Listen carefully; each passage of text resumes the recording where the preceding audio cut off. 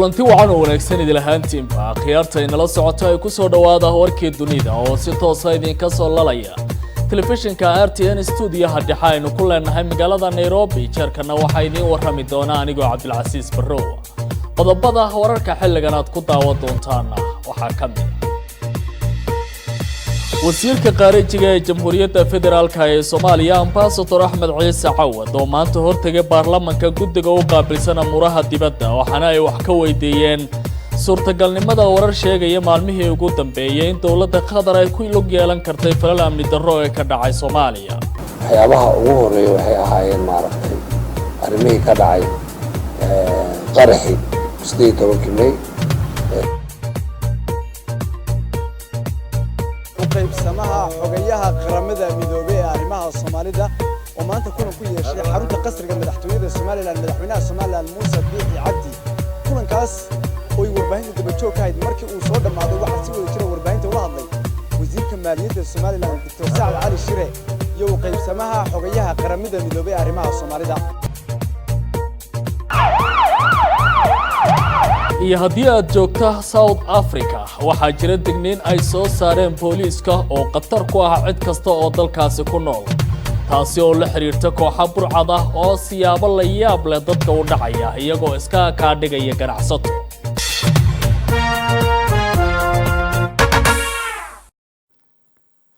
wararkaasi iyo kuwa kale oo Soomaalida iyo caalamkaba ku saabsan ayaad ku daawan doontaan warkan oo si toos ah ugala socotaan telefishinka RTN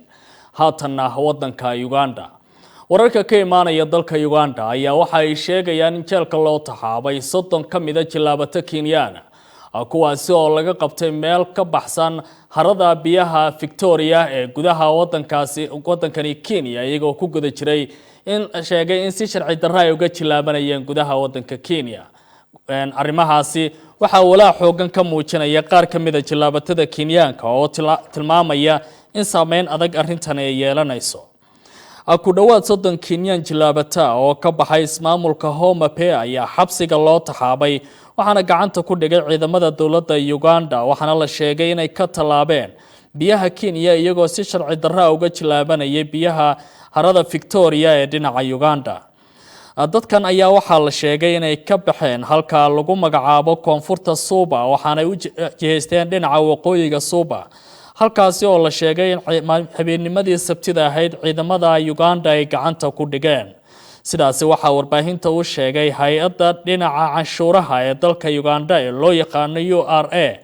iyo sidoo kale ciidamada nabadgelyada iyadoo lagu eedeeyay in biyaha wadanka Uganda ay jilaabatadaasi si sharci darro ay ku galeen hadda waxa lagu soo warramayaa in jeelka loo taxaabay isla markaana lagu hayo xabsi ku yaala jasiiradda Homa ee dalkaasi Uganda 10 kamid ah doonyihii ay ku jilaabanayeen iyo sidoo kale qalabkii ay jilaabashada u adeegsanayeen ayaa sidoo kale laga la wareegay hay'adda canshuuraha ee dalka Uganda waxa ay sheegtay in dadkaasi si sharci darro ah meelaha ay uga jilaabanayeen ay ahayd halka lagu magacaabo Sare iyo Kewa oo ah xeebaha dhinaca waqooyi koonfureed ee Suba waxaana haatan gacanta lagu hayaaba la yiri oo siyaabo kala duwan loo soo qabtay 5 doonyood iyo 15 jilaabatada Kenyaanka waxa sidoo kale howlgal ka dhacay waqooyiga Suba lagu soo xiray 15 kale oo jilaabatada Kenyaanka iyo qalabkii ay ku kalluumaysanayeen oo ay ka mid ahayd 5 dooni oo ay ku marayeen biyaha dushooda iyo qalabkii ay u adeegsanayeen kalluumaysiga isagoo la hadlaya warbaahinta kuna sugan kaantiga Homa Bay ayaa ninka dhinaca dekadaha u qaabilsan Kenya oo lagu magacaabo Edward Oreme waxa uu qeexay in arrinta xiritaanka jilaabatada Kenyaanka ee Uganda gacanta ku dhigtay ay ku ridayso walwal aad u xoogan dhinaca kale ninkan ayaa dawladda Kenya weydiistay in arrintan ay soo farageliso si xal loogu helo dhibaatooyinka ay wajahayaan jilaabatada Kenyaanka ee iminka qaarkood gacanta ugu jira dawladda Uganda ninka county commissioner-ka oo ah Homa Bay oo lagu magacaabo Herman Shami ayaa quddiisa xaqiijiyay jiritaanka dhinacan waxaana geesta kale qoraal uu soo saaray uu tilmaamay in ilaa iyo hadda dawladda Uganda aysan wax faahfaahin ka bixin sababta loo xiray dadkaasi kalluumaysatada ay xog ay ka heleen dhinaca Uganda inay jirtaba arrintan ayaa waxay ku soo aadaysaa kadib 3 isbuuc ka hor markii ay ama hal isbuuc ka hor markii 3 jilaabata Kenyaana laga qabtay deegaanka lagu magacaabo Yandiwa oo ah deegaanka koonfureed ee Suba halkaasoo ciidamada Uganda ay ku xireen jasiiradan hadda dadkan kale ay ku xiran yihiin Homa waxaana dawladda Uganda mas'uuliyiinteedu ay ku eedeeyeen dadkaasi in ay si sharci darro u jilaabanayeen laakiin 4 maalin kadib ayaa la sii daayay kadib markii ay bixiyeen lacag ganaaxa oo shilinka Kenya ahaan gaarayay ilaa iyo 30,000 oo shilinka Kenya una dhiganta ku dhawaad 300 oo doolarka Mareykanka haatana magaalada Garissa ardayda wax ka barata dugsiyada sare ee wadanka Kenya ayaa la kulma caqabad ah barashada luqadda Carabiga oo ay ugu yimaadaan oo kaliya dugsiyada sare marka loo yimaado iskuulaadka nidaamiga ee dalkan arrintan ayaa waxa ay saameyn xoogan ku yeelatay arday fara badan oo luqadda Carabiga caqabada kala kulma laakiin marka loo yimaado Garissa hadda ardayda ayaa bilaabay inay aadaan iskuulaad si gaar ah loo leeyahay oo ay ku baranayaan luqadda wariyaha telefishinka RTN uga soo warrama Garissa Hashim Barar waxa uu leeyahay tan iyo markii sheekadan ay bilaabatay isbedel dhinaca luqadda iyo ku hadalkeeda ay ardaydaasi dareemayaan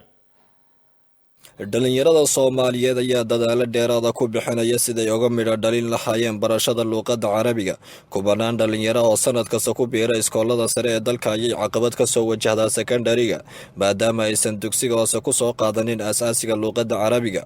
dhalinta ayaa haatan bilaabaysa inay si iskooda ugu biiraan macadyada lagu barto luqadda Carabiga si ay asaasiga isaga soo kabaan أنا waxaan u baranayaa luqadda Carabiga primary loo akhristo Carabiga laga barto laakiin high school luqadda Carabiga waa loo bartaa waan la akhristaa alf waxaan akhrisanaani sifo meel uu gaaro markii high school aado aan Carabiga aan meel sare ka gaaro iskool baan dhigtaa marka aadid iskoolka waxaad arkaysaa luqadda Carabiga lagu baranayo secondary-ga ayaan ka hadlayaa imtixaanka form marka gaartid waxa lagu dhahayaa waxa la rabaa inaad imtixaan gashid luqadda Carabiga lagu soo baran marka aniga waxaan u imaaday macadka Imaam Nawawi si aan luqadda Carabiga iskaga dhiso imtixaankada waan la qabsan karaa si aan luqadda Carabiga iskaga dhiso ayaan u imaaday maanta aad iyo aad faraxsanahay waxaan kamid ahay ardayda macadka ka takharujayso halkani waa macadka Imaam Nawawi oo 32 arday lagu guddoonsiinayo shahaadada barashada Carabiga baahinta u sheegaynaa oo dadka qaybahooda kala duwan u sheegaynaa in xafladda aan maanta taaganahay oo macadka Imaam Nawawi dufcadan inay tahay dufcadii 17aad dufcadii 17 inay tahay macadka waxyaabaha lagu barto waa luqada Carabiga bishata anwaaciha noocyada kala duwan luqada Carabiga markii la yiraahdo caqabadaha luqadda Carabiga kuma eko kaliya ta kuwa ku biiraya iskoolada sare ee macallimiinta diinta bara caruurta ayay su'aalo ku taxalluqa Carabiga weydiiyaan waana mid ku qasbaysa macallimiinta inay ku biiraan fasalada barashada luqadda Carabiga sababta macnaha igu kaliftay waxay ahayd macallin dugsi baan ahaa arday baan ahaa muxuu ahaa arday baan hayay ardaydii aan hayay qayb kamid ah ayaa waxay weydiiyeen su'aal Carabi ku saabsan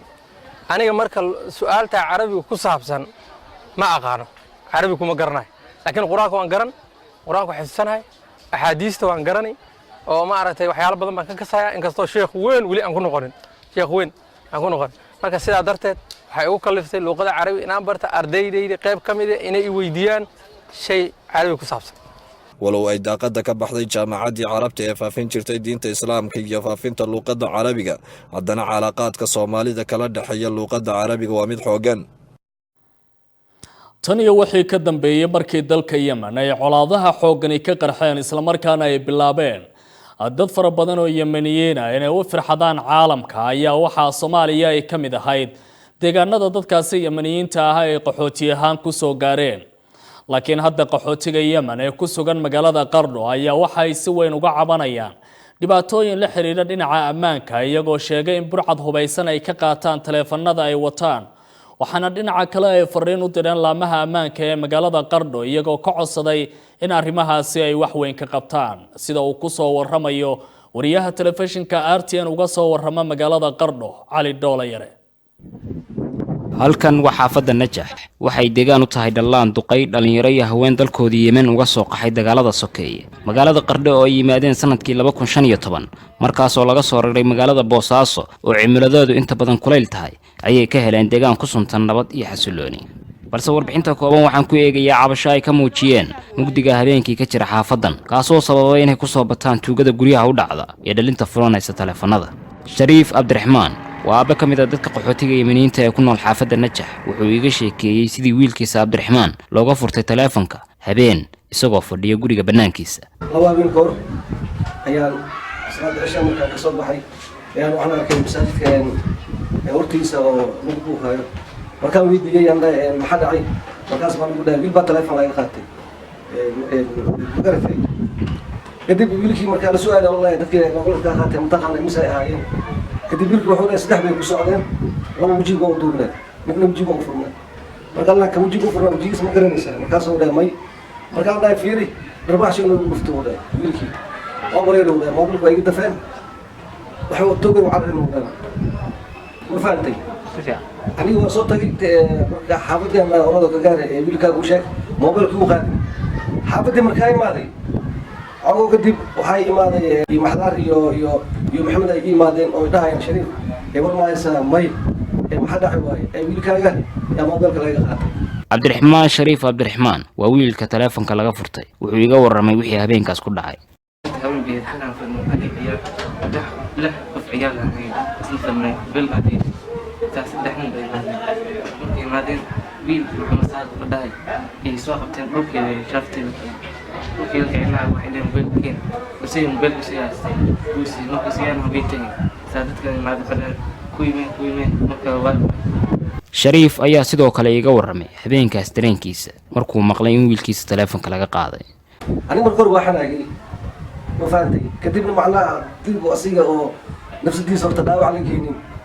macnaha taas horta in ilaahay lagu shukriyo ma faantay mobilay ka qaateen alxamdulillah yani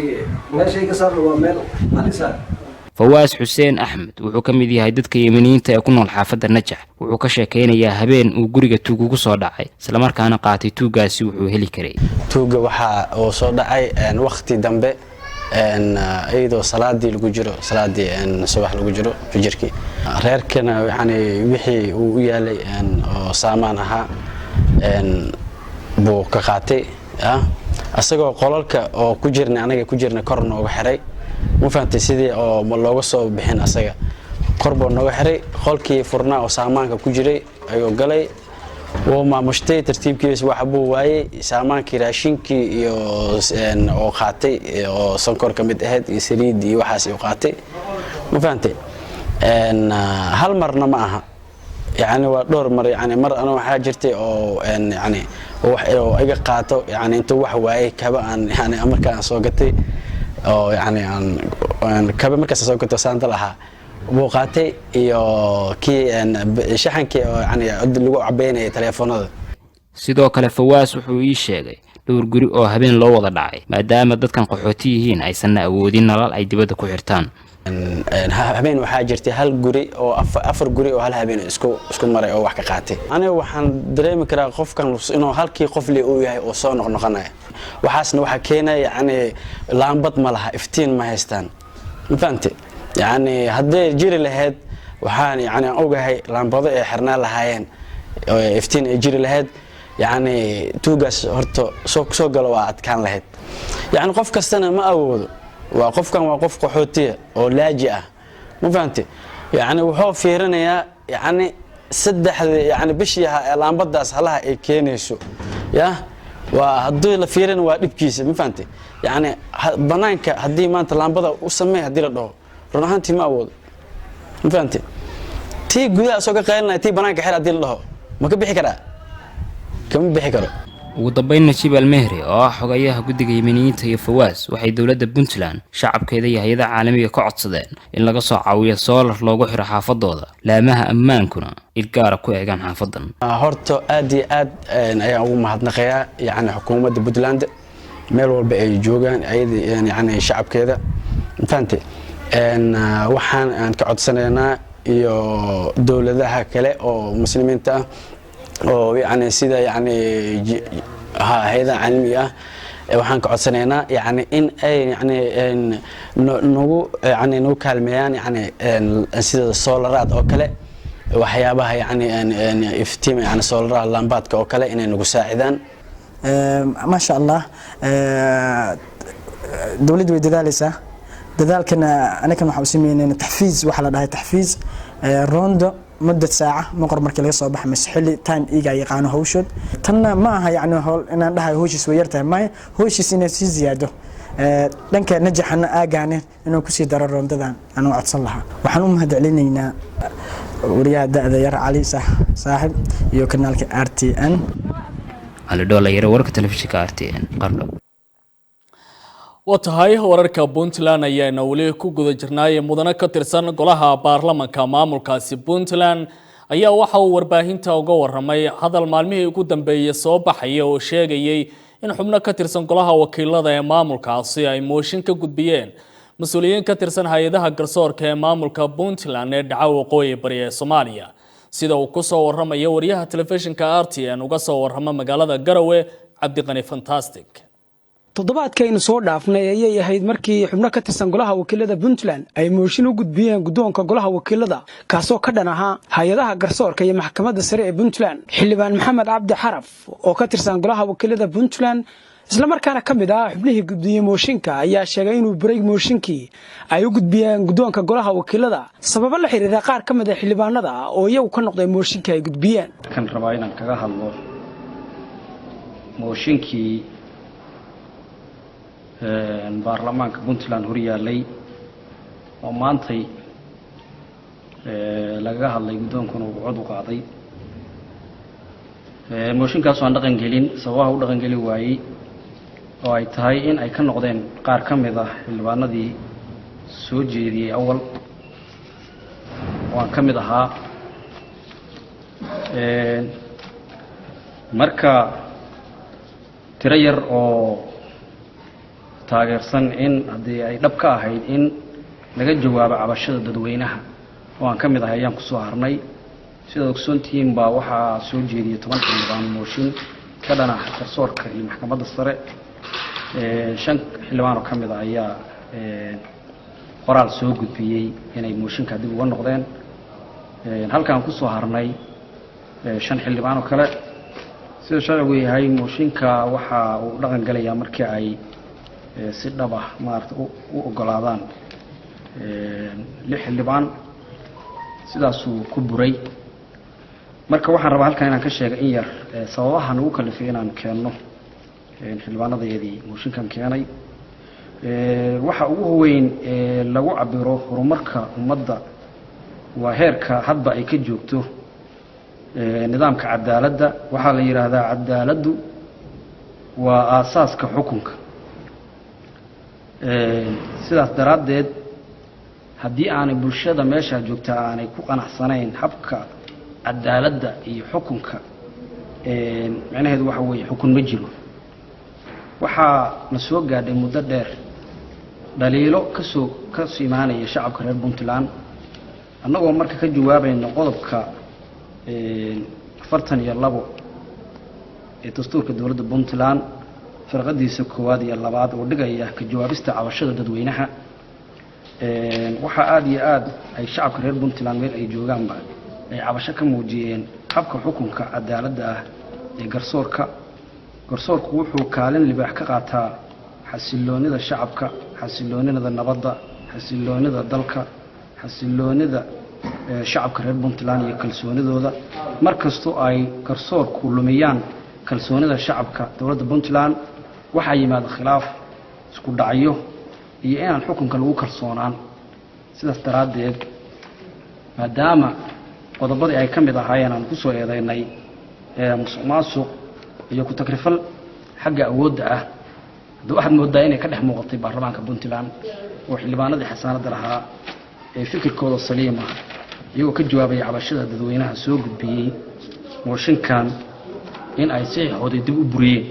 waa markii ugu horeysay oo xubno ka tirsan golaha wakiilada Puntland oo ay mooshin ka dhana maxkamadda sare ee Puntland ay u gudbiyaan gudoonka golaha wakiilada Puntland Cabdiqani Axmed Maxamed Fantastic Telefishinka RTN Garowe wata qiyaarteena la socota warar kale oo Soomaalida iyo caalamka ku saabsan ayaa inoo soo socda oo ka mid yahay wasiirka amuraha dibadda ee Jamhuuriyadda Federaalka ee Soomaaliya Ambassador Axmed Ciise Cawad oo hortagay guddiga arrimaha dibadda u qaabilsan baarlamaanka jamhuuriyadda federaalka ee Soomaaliya isla markaana weydiiyay su'aalo ay ka mid yihiin suurtagalnimada falal amni darro oo ka dhacay Soomaaliya oo dowladda Qatar ay ku lug yeelan kartay laakiin aan u soo laabto magaalada Hargeysa. qasriga madaxtooyada ee Somaliland ee magaalada Hargeysana waxaa maanta kulan ku yeeshay madaxweynaha Somaliland Muuse Biixi Cabdi iyo sidoo kale xogayaha wakiilka gaarka ee jamciyadda Qurumaha ka dhaxaysa oo qaabilsan Soomaaliya mudane James Swart waxaana ay ka wada hadleen xaaladaha labada dhinac iyo sidii loo wada shaqeyn lahaa sida uu ku soo warramay wariyaha telefishinka RTN ee magaalada Hargeysa Maxamed Ducaale. u qaybsamaha xogayaha qaramada midoobay ee arrimaha Soomaalida oo maanta kulan ku yeeshay xarunta qasriga madaxtooyada Somaliland madaxweynaha Somaliland Muuse Biixi Cabdi kulankaas oo ay warbaahinta daba joog ka hayd markii uu soo dhamaaday waxa si wada jira warbaahinta ula hadlay wasiirka maaliyadda Somaliland Dr. Saad Ali Shire iyo qaybsamaha xogayaha qaramada midoobay ee arrimaha Soomaalida waxa wasiirka maaliyadda Somaliland Dr. Saad Ali Shire oo warbaahinta faahfaahin ka siinayay waxyaabaha ay ka wada hadleen madaxweynaha Somaliland Muuse Biixi Cabdi iyo xogayaha wakiilka qaramada midoobay ee arrimaha Soomaalida u qaabilsan waxaana uu sheegay wasiirku in madaxweynaha iyo xogayuhu isla afkarteen in wada shaqeyn wanaagsan ay dhexmari doonto xogayaha qaramada midoobay arrimaha Soomaalida u qaabilsan iyo Somaliland wasiirka oo arrimahaasi ka hadlay ayaa waxa uu yiri waxa madaxweynaha ku soo booqday xafiiskiisa wafti ka socda jamciyadda Qurumaha ka dhaxaysa oo hogaaminayo ergeyga gaarka ah ee xogayaha jamciyadda Qurumaha ka dhaxaysa James Swart markii ugu horeysay maaha uu Somaliland yimaado haruu yimid runtii ergeygii ugu horeeyana maaha dhowr ergey bayna soo maray isagii madaxweynaha aad buu soo dhaweeyay waftiga waxaana laga hadlayaa muuro kala duwan iyo sidii la isu kaashan lahaa waxaa laga wada hadlay mashaariicda heedaha kala duwan ee UN halkan ay ka wadaan si fiican baa la isu afgartay waxaana lagu heshiiyey wada shaqeynta halkaa laga sii wado oo la sii xoojiyo intaasaan ku soo dhamaaday guud ahaan marka la soo duuduubo saragii madaxweynaha iyo ergeyga gaarka ambassador James Swart. Everyone. First, I would like to thank President Muuse Biixi Cabdi and the people of Somaliland for the warm welcome that I have received during my visit. It's good to be back in Hargeisa. I first visited in 1995 and again in 2012-2013. Even during my brief visit over the past 2 days, I can see the progress achieved. The vibrancy of the economy and the general security that has been maintained both underpin confidence in the future. I've held good discussions with President Biixi and his ministers. We discussed the importance of building on Somaliland's achievements. Critical to that is finding ways of resolving differences peacefully and constructively and maintaining open channels of communication. Maxamed Ducaale Cabdi telefishinka RTN Hargeysa. aad ayuu mahadsan yahay Maxamed Ducaale oo warkaasi nooga soo diray magaalada Hargeysa ku saabsanaa kulankii dhexmaray madaxweyne Muuse Biixi Cabdi iyo sidoo kale James Swart oo ah ergeyga gaarka ee xogayaha jamciyadda Qurumaha ka dhaxaysa oo qaabilsan Soomaaliya. magaalada Muqdisho xildhibaan ka tirsan baarlamaanka jamhuuriyadda federaalka ee Soomaaliya ayaa si kulal uga hadlay ciidamo ka tirsan dowladda federaalka ee Soomaaliya oo la sheegay in la geeyay Galmudug isla markaana dib loogu soo celiyay magaalada Muqdisho sida uu ku soo warramay wariyaha telefishinka RTN ee magaalada Muqdisho Haajir Cabdulqaadir Nuur. xildhibaan Cabdirasaaq Axmed Maxamed Jindi oo kamid ah xildhibaanada golaha shacabka baarlamaanka Soomaaliya ayaa wareysi gaar ah u siiyay telefishinka RTN kaga hadlay xaaladda siyaasadeed iyo tan amni ee dalka. xildhibaanka ayaa sheegay in xilligan iyadoo amniga caasimadda uu walaac badan ka jiro aysan ku habboonayn xukuumadda inay ciidamo u dirto deegaanada Galmudug taasna waxay horseedaysaa buu yiri in uu sii xoogeysto in la kala shakiyo oo halkaas ka dhasho khilaaf xoog leh. aslanba maya waana arrin cajiib ah maxay leey dawladdu waxay la daalacaysaa xukuumaddu Muqdisho oo xarumaheeda hadda sanqaatri qadaan looga taagan yahay oo xarumaheeda loo weeraray marka dhuusa mareeb oo dadkeedu hadda is yaqaanaan oo qofkii caawa soo galay qofka baxa garanayo oo airport iyo checkpointyadooda iyo xiriiradooda iyo xuduudooda kulli muddo aan waxba ka dhicin wallaahi alxamdu in dad see la isu aaminaba 200 ruux 300 ruux inta laga qaaday meesha dad xabad isu haysta ma jiro waa arrin intelligence-na ayaga isugu fiican oo isfahmay markii xagan waxaan maqlaynay dawladdu xukuumaddu inay sameysay wasaare inuu sameeyay isku dhafan ciidamadii reer galmudug inuu isku dhafay mar hada isku dhaf uu yimid oo qabaa'ilkan ay raali iska noqon karaan inkastoo bal isu imaanin laakiin dhul samareeb sideeda markay hadda tahay amni baa ka jiray oo ahlu sunna amniga way sugaanay airport markasta ay way sugaanay ra'iisul wasaaraha amnigiisa hadda ayaga hayo marka waxa ciidan hor inta looga qaadayo maxay tahay markii hore markii ay isu aamini karaan ma sahlano dhinaca kale waxa uu ka hadlay weerarkii xarunta dowladda hoose xamar waxa uu sheegay in qaraxaasi ay ka dhigan tahay in caasimadda meel amni aysan jirin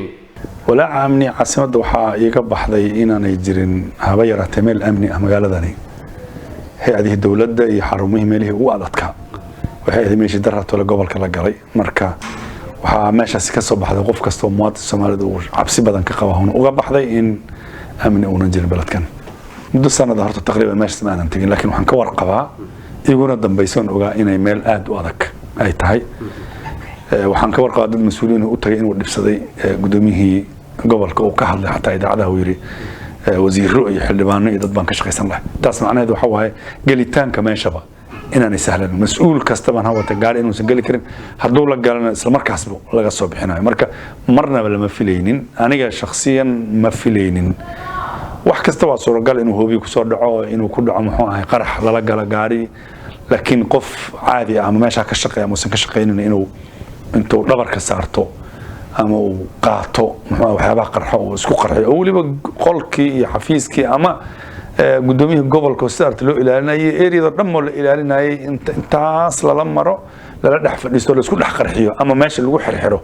marna ma aan filayn xildhibaanka oo aan weydiiyay go'aanka Jubbaland ay ku hakisay wada shaqayntii ay la lahayd dowladda dhexe ayaa waxa uu ku jawaab celiyay waxay arkeen bay horta ay kula amal faleenay muddada ama doorashada qaban qaabadeeda socotay ama guddiyada waxaas la diyaarinayay xukuumadda federaalka qas iyo interfere iyo mushkilad bay ku dhex wadeen wax tala wanaag iyo khayr ah oo ay u haysay dowlad goboleedkaasi ma jirin waxaan lagu cibro qaatay dowlad goboleedyada kale si ay ula tacaamultay hadday noqon laheeday galmudug hadda ka socoto hirshabeelle mashaakilaadka lagu hayay dowlad goboleedka koonfur galbeed kulli markii la fiiriyo khayr lagama filaynin khayrna kama muuqanin laakiin markay arkeen haddana interferka ay xukuumadda samaynaysa ay horta go'aankan qaateen go'aanka inay qaataan waxaa ka horeysay intaasoo dhibaataa laakiin inay dadkaasi u naxaan oo reer Jubbaland madaxweynaha Jubbaland oo dadkaasi maamulo intii ama uu ku soo noqona ama xilka lagala wareegayo si munaasabad ah oo muuqato oo transparent leh intay wax u dhacaan doorasho looga qaado asaa meesha ka mas'uula asaa kaliya go'aankan iska ma qaadanin xukuumaddii markaas meesha joogtay baa inta tala ka soo jeesaa go'aankan qaat marka aniga waxaan qabaa inay ku saxnaa Haajir Abdulqaadir RTN TV Muqdisho xildhibaan jindi oo ka tirsan mudanayaasha baarlamaanka federaalka ee Soomaaliya ayuu ahaa oo ka hadlayay arrimo badan oo isku dhafan oo la xiriira xaaladda siyaasadeed iyo tanaamni ee Soomaaliya warar kale ayaa inoo soo socda ee balse haddii aad joogto South Africa waxaa jira degniin ay jeediyeen booliiska oo ku saabsan in markasta si fudud lagu dhici karo hase yeeshee waxaa jira tallaabooyin la bixiyay oo la xiriira in qofka markii dhacdo uu arko ay muhiim tahay in uu sameeyo haddaba South Africa haddii aad joogto iyo haddii aad danaynayso inaad tagtaba sheekadaasi waan idin hayaay aan ku laabto magaalada Muqdisho guddiga baarlamaanka jamhuuriyadda federaalka ee Soomaaliya oo qaabilsan arrimaha dibadda ayaa maanta waxa ay su'aalo weydiiyeen wasiirka amuuraha dibadda ee dawladda Ambassador Axmed Ciise Cawad su'aalaha la weydiiyena waxaa ka mid ahaa warar dhawaan ay qortay jariirada New York Times ee la xiriirtay in dawladda Qatar ay ku lug yeelan kartay falal amni darro oo mararka qaar ka dhacay Soomaaliya sida uu ku waramayo wariyaha telefishinka RTN ee Muqdisho Cabdiraxmaan Saciid Taalante guddiga arrimaha dibadda ee baarlamaanka federaalka Soomaaliya ayaa maanta kulan la yeeshay wasiirka arrimaha dibadda ee xukuumadda federaalka Soomaaliya ajendaha kulankani ayaa ahaa kulan isxogoreysi ah oo su'aalo dhowr laga weydiiyay oo ka mid ahaayeen howlaha wasaaradda howlaha diblomaasiyadda waxa uu u dhaxeeyay guddiga arrimaha dibadda ee baarlamaanka federaalka Soomaaliya iyo wasiirka arrimaha dibadda ee xukuumadda federaalka Soomaaliya mudane Axmed Ciise Cawad kulanka intuu socday ayaa wasiirka waxa la weydiiyay qaraxii 18 May ka dhacay magaalada Boosaaso iyo su'aalo dhowr ah markii kulanka soo idlaaday waxa warbaahinta la hadlay gudoomiyaha guddiga arrimaha dibadda ee baarlamaanka federaalka Soomaaliya mudane Cusuble runtii fadhi fiican oo saraaxa ah oo isbaraysi ah oo la xisaabtamayo ahaa oo wasiirka waxyaabo fara badan aan ka warsanay ku saabsan shaqada wasaaradda howlaha wasaaradda iyo howlaha ku saabsan diblomaasiyadda Soomaaliya ee arrimaha dibadda dabcan halka kuma soo koobi karo waxyaabihii aan wasiirka ka warsanay waxyaabaha ugu horeeya waxay ahaayeen maaragtay arrimihii ka dhacay qaraxii 18 May magaalada Boosaaso oo ay ku dhinteen dad Soomaali ah oo maalmo dhaweedba idaacadaha ay isla dhinac mareen ama soo daabacay wargeyska New York in dad dowladda qatar diblomaasiinteeda iyo ganacsatadeeda inay arrimo noocaas ku warramayeen arrintaas oo guddiga horay oo warqad ugu qoray wasiirka arrimaha dibadda uu ka codsaday in warbixin naga siiyo isla markaas dowladda Soomaaliya ay baaritaan ku suubiso dabcan wasiirku waa nooga jawaabay mowqifkiisuna wuxuu ahaa in dowladda qatar arrintaas ay kartay oo ay beenisay waxba kama jiraan ay tiri hase ahaatee guddi ahaan waxaa weli noo muuqato inay jirto baahi in xukuumadda Soomaaliyeed ee federaalka ah ay ka istaahilaan shacabka Soomaaliyeed meel walba joogaan in arrintaas xaqiiqadeeda ay ka daba tagaan oo ay baaritaan ay ku suubiyaan ayna la soo wadaagaan golaha shacabka guud ahaan ma ahan wax caadi ah waa fal argagixiso in lagu soo eedeeyo dowlado aan saaxiibanahay xiriir leenahay diblomaasiyiintoodu inay ama wax ka ogaayeen ama ay wax ka maqleen waxna la wadaagin waa arrin aad khatarteeda leh weli mowqifkaasaan u sheegnay wasiirka inaan u baahannahay in baaritaan lagu suubiyo inkasta uu yiri wasaaraddeena arrimaha dibadda intana loo soo gudbiyo annagu wax dhaafsiisan oo aan maaragtay hawsheeda ka qaban karno ma ayna jirin Cabdiraxmaan Siciid Xasan Cabdiraxmaan Talante TV-ga RTN magaalada caasimadda ee Muqdisho وتغيرتنا لصعوتاي halka warkaasi aad ka daawanaysaan waa telefishinka RTN studio-ha dhexayn kulana hay magaalada Nairobi haatan akhbaraadkii kale ee caalamka afar muwaadin oo u dhashay dalka Turkiga oo maalmihii ugu dambeeyaba lagu afduubay gudaha wadankaasi Nigeria isla markaana madax furasho laga doonayay ayaa xorriyadoodii dib u helay laakiin booliiska wadankaasi waxay leeyihiin waa la soo badbaadiyay oo ma jiraan lacag madax furasho oo laga qaatay dalka Nigeria caadi waxa ka ah in dadka la afduubo gaar ahaan dadka shaqooyinka sarsare haysta iyo waliba dadka ajnabiga ee soo gala dalkaasi afartan ruux ee la afduubay ayaa waxa ay ka shaqeynayeen shirkad dhinaca dhismaha waxaana la afduubay isbuucii aynu ka soo gudubnay afduubayaasha ayaa dalbaday lacag gaaraya 1 milyan oo lacagta dollarka Mareykanka taasi oo u dhiganta 800,000 oo ah lacagta yuuraha oo madax furasho ah laakiin booliiska wadankaasi waxay leeyihiin ma jiraan wax lacag ah oo la bixiyay waxaana lagu sii daayay si shuruud la'aan ah kooxaha afduubayaasha Nigeria ayaa dalkaasi caadi ka ah iyagoo si gooniya u beegsada dadka ajnabiga iyo dadka noloshoodu ay aad u sareeyeen Nigerianka inay markasta bartilmaameedsadaan laba isbuuc ka hor kooxo burcadbadeed ayaa qabsaday markab laga leeyahay xeebaha wadanka Nigeria kaasi oo ay saarnaayeen 10 ruux oo u dhashay wadankaasi Turkiga waxaana ilaa hadda ay ku jirtaa gacantooda iyagoo aan la ogeyn goobta ay la qabteen laakiin dadka dhinacan ka shaqeynaya dhismooyinka waxa laga helay meel miyiga ku taala jimcihii aynu ka soo gudubnay sidaas waxa sheegay Kiyode Egbetokon oo isaga ah madaxa booliiska ee halka lagu magacaabo Kwara State oo ah wadankaasi Nigeria laakiin soo badbaadinta raggaasi waxa ay qaadatay waqti markii booliisku ay qabteen kooxo la shaqeynaya afduubayaasha kadib markii ciidamada laga soo diray magaalada caasimadda ee Abuja ayuu sheegay sargaalkaasi waxa intaas ku sii daray in la qabtay 3 ka mid ah kooxaha afduubayaasha oo iminka gacanta booliiska ay ku jiraan taasina ay qasabtay in si dhaqsiya ah raggaasi lagu sii daayo dalkaasi Nigeria dadka ayaa dhibaatooyin xoogan kala kulma afduubka laakiin afartan ruux ee u dhashay wadanka Turkiga markii la sii daayay waxa loo qaaday goob caafimaad si loo baxnaaniyo xaaladooda caafimaadka isla markaana baaritaano dheeriya loogu sameeyo safiirka dalka Turkiga oo fadhiya Nigeria ayaa ciidamada si weyn ugu amaanay dadaalada ay muujiyeen isagoo ku tilmaamay in la sameeyo howlo si weyn ciidamada ay mudan yihiin in loogu mahadnaqo. ugu dambeyntiina dalka South Africa haddii aad ku nooshahay markasta qatar ayaad wajahi kartaa la xiriirta in kooxo burcadihi ay ku weeraraan. maaha oo kaliya in dadka ay ku weerarayaan mindiyo iyo waliba hubkii ay mararka qaar ku dili jireen dadka. hadda xirfadahaasi waa la bedelay, meelaha laga dukaamaysto ay ku yaalaan dukaamada waaweyn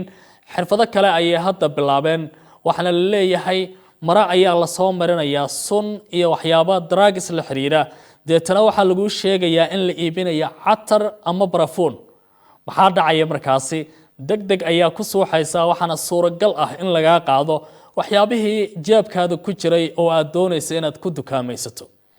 booliiska South Africa waxay leeyihiin intaas oo kaliya maaha, laakiin dadka ilaa iyo hadda la la'yahay oo la afduubay inta falkaasi loo adeegsaday 7 ruux ayay gaarayaan. South Africa xaaladda tuugada iyo dadka wax dhacahi way ku badan yihiin, laakiin booliisku hadda taxadir hal muujiyo ayay dadku ku leeyihiin. war ka soo baxay dalka South Africa booliiska ayaa looga digay dadka ku nool dalkaasi in ay feejignaan dheeri ah muujiyaan kadib markii burcad ay bilaabeen in siyaabo caadi ahayn ay dadka uga dhacaan waxyaabaha ay haystaan. digniintan ayaa lagu sheegay in ay soo baxeen kooxo burcad ah oo dadka u sheegaya in ay iibinayaan barafuun ama catar, kuwaasi oo dadka sanka u saaraya tiish ama safaleeti yar oo sun lagu soo buufiyay, kadibna sidaasi ay kugu dhacayaan. kooxaha burcada ayaa booliisku sheegayaan in ay tagayaan goobaha ganacsi hortooda, kadibna sidaasi sanka ay kugu saarayaan tiishka lagu buufiyay suntan si ay ku dhacaan, waxaana dadka lagu amray in ay muujiyaan feejignaan dheeri ah. booliiska war uu soo saaray waxa uu leeyahay ogow ma ahan barafuun ee waa hab cusub oo sun iyo daroogo la soo mariyay oo ku suuxinaya, iyagoo kadibna ku dhacaya, ku afduuban kara ama falal xun kugu samayn karaba. waxaana ilaa iyo hadda ay ka dhaceen baa la yiri 3 mool oo caan ah falal noocan la xiriira, kuwaasi oo nolol iyo geeriba lagu waayay 7 hablood oo noocaasi loo adeegsaday. sidaasi waxaa lagu sheegay fariinta ay baahiyeen ciidamada booliiska wadanka South Africa. dadka ku nool dalka Koonfur Afrika oo Soomaalidu ay qayb ka tahay waxaa haysta dhibaatooyin kala duwan oo uga imaanaya burcad Koonfur Afrikaan ah, kuwaasi oo u geysanaya falal ay ka mid yihiin dil iyo in ay boobaan hantidooda. laakiin habkani waa mid cusub oo wax lagu dhacaya gudaha wadankaasi. khiyaarteena daawanaysaa dadka South Africa ku sugan ayay digniintaasi ku socotaaye, waxaana guniya gabagabo u ahayd oo warkii fiidnimo oo aad si toos ah uga daawanayseen telefishinka RTN studio dhexe ee Nairobi. aad baan ugu mahad celinayaa soo saarayaashii iyo soo dirayaashii wararka iyo waliba saaxiibada dhinaca farsamada ka qaabeynaya warka. anigoo Cabdilcasiis Barrow ayaa idila socodsiinaya tan iyo kulanti dambe. Soomaaliyeed nabad.